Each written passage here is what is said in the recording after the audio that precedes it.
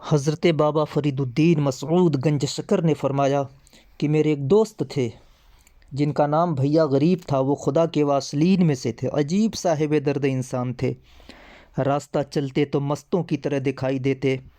یہ عارف باللہ کبھی ایک زمانے میں کسی عورت کے عشق میں گرفتار تھے۔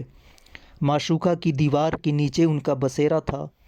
وہ معشوقہ اپنا سر اپنی کھڑکی سے باہر نکالتی اور دونوں محو گفتگو ہو جاتے۔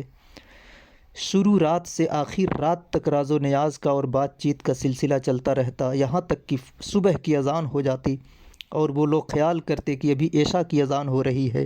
ان کو پتہ نہیں چلتا وقت کا۔ جب اچھی طرح غور کیا ایک دن تو معلوم ہوا کہ فجر کی اذان ہو چکی ہے۔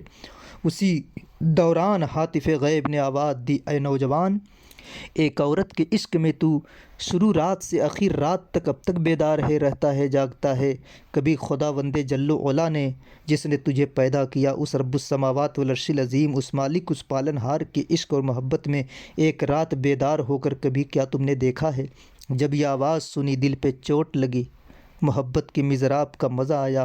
اس نے توبہ کی اور اللہ تعالیٰ کی محبت میں مشغول ہو گیا۔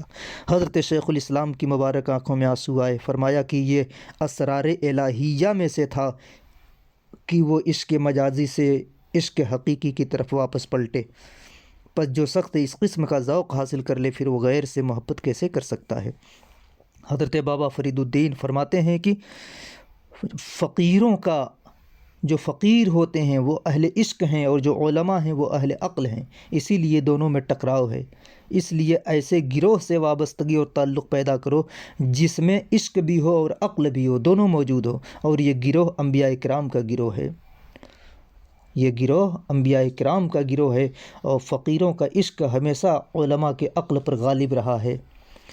محبت کا، عشق کا، شوق کا جو دل میں جذبہ پیدا ہوتا ہے، یہ کسبی نہیں ہے، کوشش اور تدبیر اور حکمت سے نہیں ملتا ہے۔ اس کا تعلق اپنی محنت اور خون پسینے سے نہیں ہے، بلکہ یہ خدائی دین ہے جو اللہ اپنے خاص محبوبوں کے لیے مخصوص کرتا ہے۔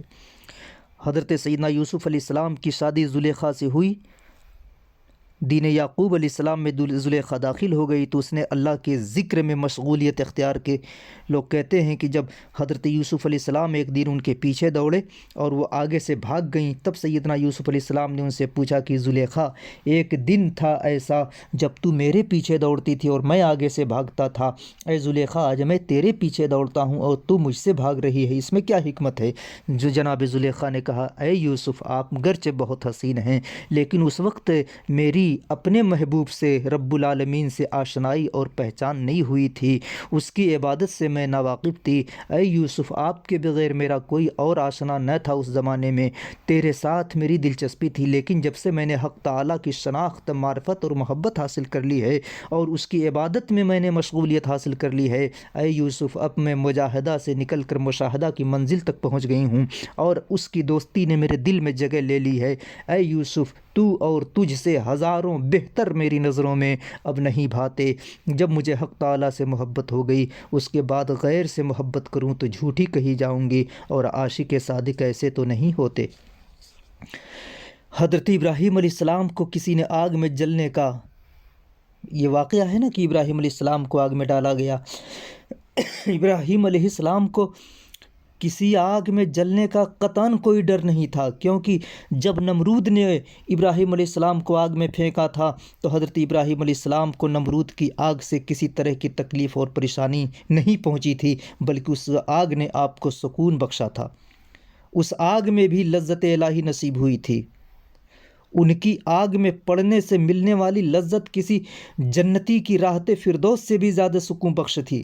حضرت ابراہیم علیہ السلام اللہ کے سچے دوست تھے، وہ عشق الہی میں اپنا سب کچھ بھول چکے تھے، اسی لیے انہیں نمرود کی آگ اور اس کی دردناک تپش اور جلن کی بھی کوئی پرواہ نہیں تھی۔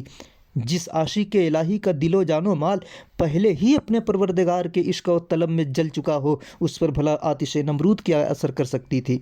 مجھے کہنے دیا جائے، کسی جلے ہوئے کو آگ کیا جلائے گی؟ آگ تو اسے جلائے گی جو پہلے صحیح سلامت ہو، جو خود عشق ربانی کے شعلوں میں جل چکا ہو۔ دنیا کی آگ اسے کیا جلائے گی؟ ایسی صورت میں تو آگ کو خود یہ ڈر تھا کہ کہیں آگ خود نہ ٹھنڈی ہو جائے، اور ہوا وہی کہ آگ ٹھنڈی ہو گئی۔ اللہ اکبر۔ تو اللہ تعالیٰ نے اپنے حکم کے ساتھ اپنے دوست اور اپنے طالب حضرت ابراہیم علیہ السلام پر نمرود کی بھڑکائی ہوئی آگ کو تکلیف پہنچانے کے بجائے ٹھنڈک میں بدل کر سلامتی والی بنا دیا، اور اس نمرود کی آگ نے حضرت ابراہیم کو نہیں جلایا۔ عاشقوں کے بڑے درجے ہوتے ہیں، عاشقوں کے بڑے ناز و نیاز ہوتے ہیں۔ اللہ ہمیں سچا عاشق بنائے۔